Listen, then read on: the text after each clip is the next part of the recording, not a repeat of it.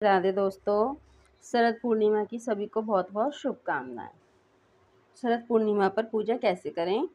सबसे पहले हम स्वच्छ स्थान लेंगे, पोछा लगाकर हम एक इस तरह से एक पाटा रखेंगे या चौकी रखेंगे। उस पर हम एक पीले रंग का आसन बिछाएंगे जो शरद पूर्णिमा के लिए भगवान सत्यनारायण की कथा के लिए पीले रंग का आसन बिछाएंगे। अब हम विष्णु भगवान को स्थान देंगे, सत्यनारायण भगवान को स्थान देंगे। हम पाटे पर थोड़े से अक्षत डालेंगे, थोड़े से हम इस पर पुष्प डालेंगे और अब हम यहाँ पर भगवान सत्यनारायण को स्थान देंगे। इसी प्रकार हम इधर थोड़े से अक्षत और लगाते हैं, पुष्प लगाते हैं और भगवान गणेश जी को स्थान देते हैं। क्योंकि शरद पूर्णिमा पर माता लक्ष्मी की भी पूजा की जाती है, तो हम यहाँ पर माता लक्ष्मी जी को भी स्थान देंगे। अगर आपके पास लक्ष्मी नारायण की तस्वीर हो साथ में, तब आप उन्हें बिठा सकते हैं। ये भगवान सत्यनारायण की व्रत की कथा की किताब है। और अब हम कलश स्थापना करेंगे, जिसके लिए हम एक लोटा लेंगे, तांबे का हो या पीतल का हो, तो उस पर अब हम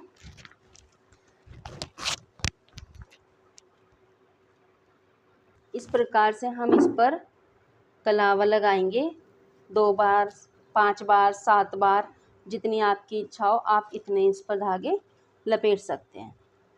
इस तरह से हमने कलश के कंठ पर कलावा बांध दिया है। अब हम नारियल लेंगे और नारियल पर भी हम इस प्रकार से मौली को लपेट देंगे। 2 बार, 3 बार, फिर 5 बार, 7 बार, 9 बार, जितनी बार आप चाहें उतनी बार लपेट सकते हैं। इसके पश्चात हमारे पास आम के पत्ते नहीं मिल सकते हैं, तो हम इस तरह से अशोक के पत्ते ले लेंगे और उनके 7 या 9 पत्ते लेकर उनको कलश में लगाएंगे। इस प्रकार से हम अशोक के पत्ते लेकर पानी में लगाकर जल के लोटे पर और कलश की स्थापना करेंगे। कलश का आगे वाला भाग इधर की साइड लगाएंगे और इसको भगवान विष्णु के सीधे हाथ की ओर रख देंगे। इस कलश पर अब हम रोली की सहायता से हम सतिया बनाएंगे। इस प्रकार से ये सतिया बनाएंगे और ये आप कितने भी बना सकते हैं। ये सतिया बनाने के पश्चात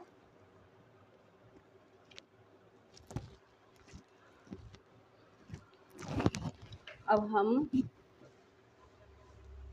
कलश रखने के लिए हम इस तरह से थोड़े से चावल रखेंगे और उसका अष्टदल कमल बना लेंगे। इस तरह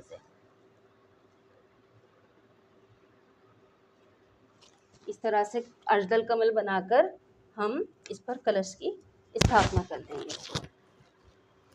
कलश की स्थापना के पश्चात हम यहाँ ठाकुर जी को भी स्थान देंगे।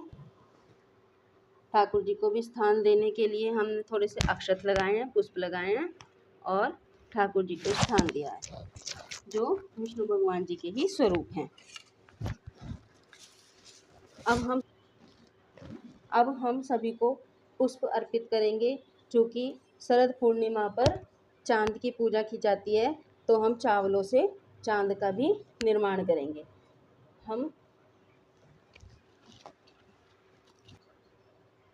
इस तरह से हम सभी को पुष्प अर्पित करेंगे। और कलश के लिए हम कलश में इस प्रकार हम एक सुपारी, थोड़े से अक्षत, हल्दी अगर आपके पास साबुत है तो साबुत, नहीं तो आप पाउडर भी ले सकते हैं, एक सिक्का और कुछ पुष्प, कुछ आप पुष्प लें। ये 5 सामान है, सुपारी, अक्षत, सिक्का, पुष्प और हल्दी। ये हम कलश में इस प्रकार डाल देंगे। अब हम इधर चंद्रमा का निर्माण करेंगे, जो चावलों से बनाएंगे। ये हमारे, क्योंकि शरद पूर्णिमा पर खास तौर से चांद की पूजा की जाती है, इसीलिए हम चांद का निर्माण करेंगे। ये हमने चांद बनाया है, इस पर आप चांदी का सिक्का रख सकते हैं। इस प्रकार से आप सिक्का रख सकते हैं। अगर आपके पास चांदी का ना हो तो आप 1 रुपये का सिक्का चांद के ऊपर रख दें। और इस प्रकार से चांद को सफ़ेद पुष्प चढ़ाएं, क्योंकि चांद को सफ़ेद कलर बहुत प्रिय है और उनको सफ़ेद कलर के ही पदार्थ चढ़ाए जाते हैं। तब अब हम सभी को तिलक करेंगे। सभी को अब हम तिलक करेंगे। भगवान सत्यनारायण को अब हम सभी को तिलक कर देंगे। भगवान सत्यनारायण को, माता लक्ष्मी जी को, गणेश जी को, ठाकुर जी को, सभी को तिलक करने के बाद हम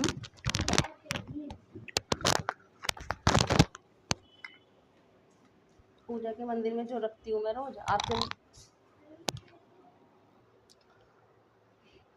अब हम सभी को वस्त्र रूपी मौली प्रदान करेंगे। इस तरह से भगवान लक्ष्मी जी को, गणेश जी को हम जनेऊ प्रदान करेंगे। इस प्रकार माता लक्ष्मी जी को, ठाकुर जी को, अब सभी को, अब हम सत्यनारायण भगवान को और ठाकुर जी को तुलसी दल अर्पित करेंगे। इस प्रकार भगवान सत्यनारायण को, क्योंकि गणेश जी को तुलसी दल नहीं चढ़ता है, उनको हम नहीं देंगे। और इस प्रकार हम भगवान सत्यनारायण की कथा के लिए प्रसाद रखेंगे। ये आटे को भूनकर देसी घी में इसमें बूरा मिलाया जाता है और तुलसी दल लगाकर भगवान सत्यनारायण की कथा की जाती है। ये पंचामृत बनाया जाता है, जिसमें 5 प्रकार के तत्व पदार्थ होते हैं: दूध, गंगाजल, दूध, दही, घी, शक्कर और शहद, जिसमें हम तुलसी दल भी डालते हैं, क्योंकि तुलसी दल सत्यनारायण भगवान को चढ़ाया जाता है और भगवान ठाकुर जी के प्रिय भोग है। सभी को अब हम इत्र लगाएंगे, क्योंकि माता लक्ष्मी जी को इत्र बहुत पसंद है। इस प्रकार से हम सभी को इत्र लगाएंगे और हम जो भी हमारे आसपास ऋतुफल मौजूद हो, हम उस ऋतुफल को लेंगे। और केले का विशेष महत्व होता है भगवान सत्यनारायण की कथा में, तब हम इस प्रकार से भोग लगाएंगे। और ये केले काटकर इस प्रकार रखेंगे और हमें इस प्रसाद में इस तरह से मिलाकर इनका भोग लगाया जाता है। जो हमसे भूल हो जाए, गलती हो जाए, उसके लिए दक्षिणा रखेंगे। एक दिया बनाएंगे, जोत बनाएंगे और धूपबत्ती लगाएंगे।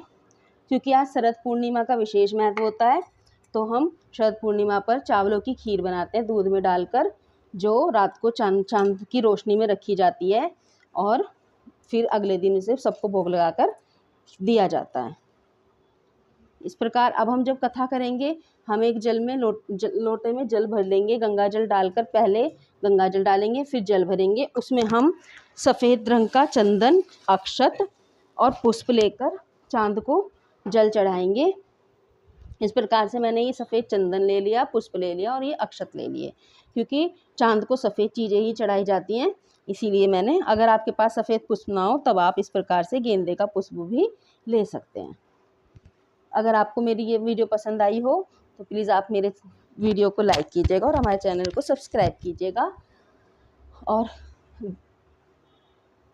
इस प्रकार चौकी लगाने के बाद आप सत्यनारायण भगवान की व्रत की कथा कर सकते हैं। अगर शरद पूर्णिमा का खास त्यौहार पड़ रहा है, तब आप इस तरह से ये सत्यनारायण भगवान की कथा के लिए लगाई जाती है। अगर खास त्यौहार पड़ रहा है शरद पूर्णिमा का, तब आप एक चांद का निर्माण कर और खीर का भोग बनाकर तब हम शरद पूर्णिमा की कथा भी पढ़ सकते हैं।